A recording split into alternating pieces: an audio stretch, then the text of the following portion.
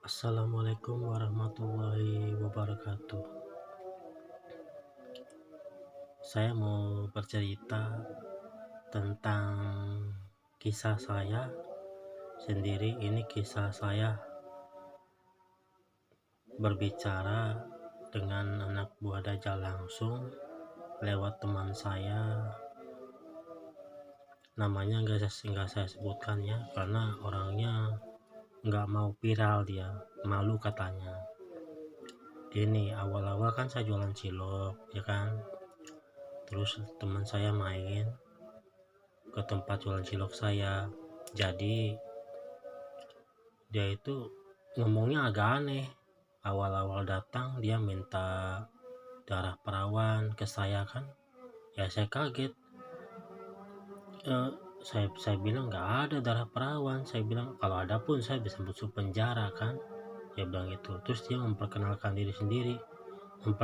dirinya maksudnya, saya Panglima, dia bilang gitu kan. Aku bilang, oh Panglima, oh berarti ini gak sadar nih, aku udah ketebak kan, udah gak sadar diri nih. Setelah itu dia ngasih tahu tentang bangsa jin ada di mana, ini di sini di situ. Dia ngasih tahu ke saya. Nah di situ ada bangsa jin yang nantang sama anak buah Dajjal kan. Nah tiba-tiba yang memperagakan, mulutnya mangap sambil menggerakkan tangan anak buah Dajjal itu. Lalu dia bilang ke saya, bangsa jin ini nantangin saya. Lalu dia dimakan sama anak buah Dajjal itu. Bangsa jinnya dimakan dengan cara disedot dia kan. Habis itu dimuntahin lagi bangsa jinnya itu. Terus dimuntahin lagi, dia bilang ke saya rasanya nggak enak katanya, bilang gitu kan. Nah yang enak itu darah perawan sama darah kucing, itu enak, dia bilang gitu.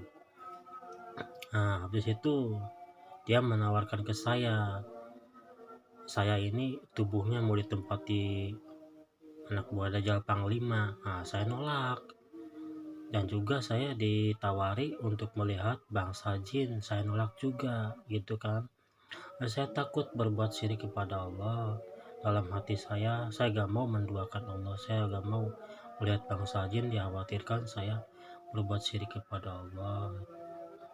Dibilang menduakan Allah, saya gak mau.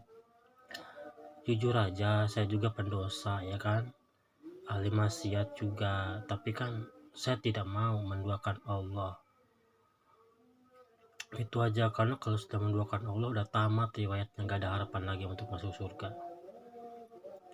Nah habis itu dia ngasih tahu ke punggungnya kawan saya itu ada tanda titik hitam warna 2. Nah anak buah Dajjal tuh ngasih tahu, e, kamu lihat di punggung ini.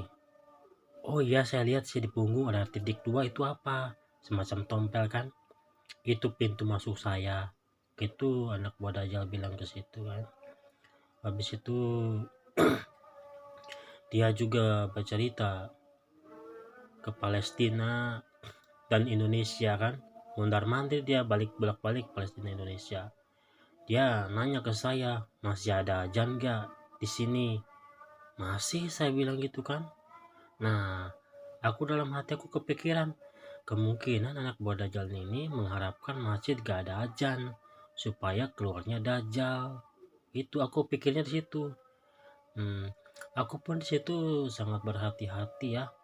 Aku nggak nyebut nama Allah, nggak bersolawat, nggak baca doa, takutnya marah dia sama saya kan. Aku tahan, aku hanya berdoa dalam hati sama Allah, ya Allah tolong lindungilah hamba ya Allah dari anak buah Dajjal ya Allah. Dalam hati aku berdoa seperti itu. Ya alhamdulillah ya, anak buah Dajjal ya merasa nyaman mungkin bicara dengan saya kan, karena saya nggak emosi kan, sabar orangnya. Awalnya juga dia ngancam saya. Dia bilang anak buah Dajjal bilang ke saya, kemanapun kamu pergi saya kejar kamu, saya bunuh kamu, saya cekik, dia bilang tuh. Nah, aku jawab, loh memangnya aku salah apa samamu, aku kan gak punya salah, dia bilang gitu kan. Nah setelah itu anak buah Dajjal baru reda, dia gak marah kan. Nah habis itu pas kebetulan ada konflik nih masalah tentang si Imanuddin tuh sama para Habib kan konflik mana yang benar kan, mana salah kan, udah tahu kan. Nah, aku waktu itu saya belum tahu mana yang benar mana salah. Nah, pas kesempatan saya bertanya langsung sama anak buah Dajjal, itu yang benci Habib itu siapa? Oh, yang benci Habib itu, kata anak buah Dajjal, yang benci Habib itu setan yang akan jadi pengikut Dajjal walaupun ulama. Ini pengakuan dari anak buah Dajjal sendiri bilang ke saya. Dia ngaku ke situ. Nah, habis itu aku tanya lagi tentang Ujang Bustomi kan. Ujang Bustomi awalnya juga saya gak percaya Ujang Bustomi itu sakti settingan. Nah, aku tanya sama anak buah Dajjal, kamu kenal gak sama Ujang Bustomi? Oh ya kenal, dia bilang gitu kan. Ujang Bustomi emang sakti, dia bilang. Saya pernah berantem sama dia bilang gitu. Nah, habis itu saya tanya lagi tentang Nyai Roro Kidul sama Blorong kan, gitu kan. Aku pikir cuman di film-film doang, kasih cerita karangan gitu. Ternyata memang benar ada yang namanya Nyai Ratu Kidul sama Blorong tuh anaknya. Kata anak buah Dajjal, ya saya tahu dia, ya ada dia. Nah, anak buah Dajjal juga bercerita ke saya bisa melihat roh manusia mati. Itu anak buah Dajjal dia bilang gitu kan. Kalau roh manusia mati itu semua malaikat turun. Semua malaikat turun semua. Eh, terus dia naik ke atas. Roh manusia itu naik ke atas. Dia ya pokoknya disambut lah gitu.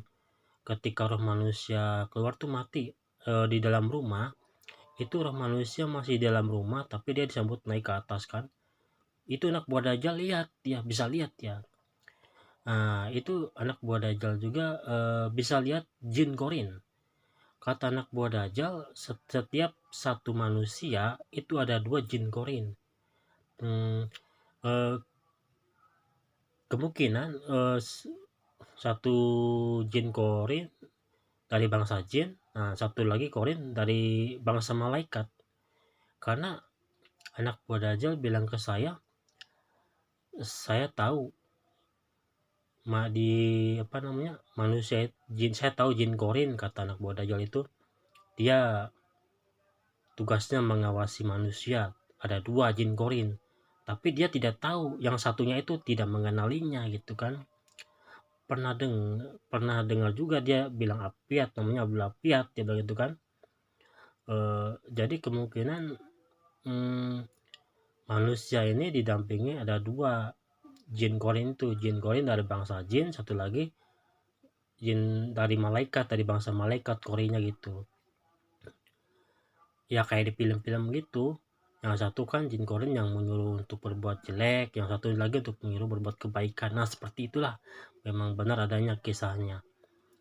Nah habis itu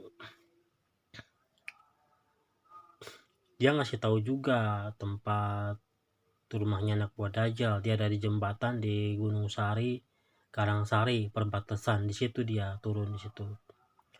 Anak buah Dajjal juga bilang tahun 2024 ini itu anak buah Dajjal udah menyebar luas. Sekarang tahun 2024 anak buah Dajjal udah menyebar luas. Itu udah banyak ulama berbondong-bondong jadi pengikut Dajjal. Tapi mereka tidak sadar. Kalau sudah jadi pengikut Dajjal mereka tidak sadar. Tidak sadar diri.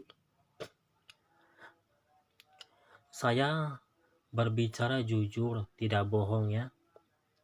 Kalau saya berbohong, hari ini juga saya minta Allah matikan saya. Kalau saya berbohong, hari ini juga Allah matikan saya dan lemparkan saya ke neraka jahanam oleh Allah sendiri. Saya siap. Saya berkata jujur, saya menyampaikan kebenaran.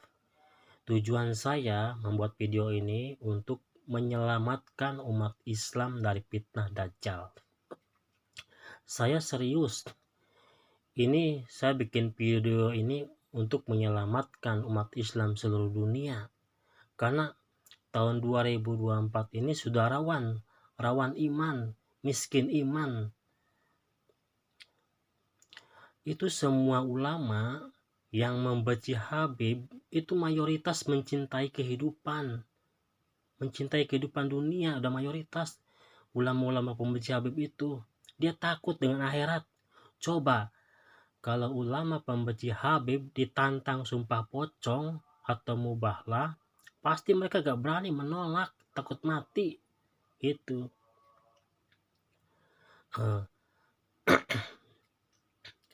demikianlah yang saya sampaikan, kisah nyata saya. Ini saya buat video dengan lengkap ya, kisah cerita saya. Mudah-mudahan ada manfaatnya. Mudah-mudahan, oh ya, saya juga lupa berdoa tahun 2024 ini. Wahai muslim, berdoalah kepada Allah, minta dikekalkan hidayah. Karena ulama saja itu hidayahnya akan dicabut oleh Allah dan dipindahkan ke orang lain. Ulama saja, sekelas ulama itu bisa sesat jadi pengikut dajjal. Apalagi model orang kayak saya ya, bukan ulama, manusia biasa saya. Ya alhamdulillah ya, saya masih ada iman kuat, tauhid.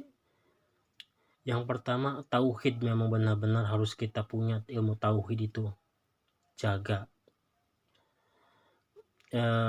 Ini udah waktunya sholat subuh, jadi saya tutup ya. Sekian dan terima kasih. Assalamualaikum warahmatullahi wabarakatuh.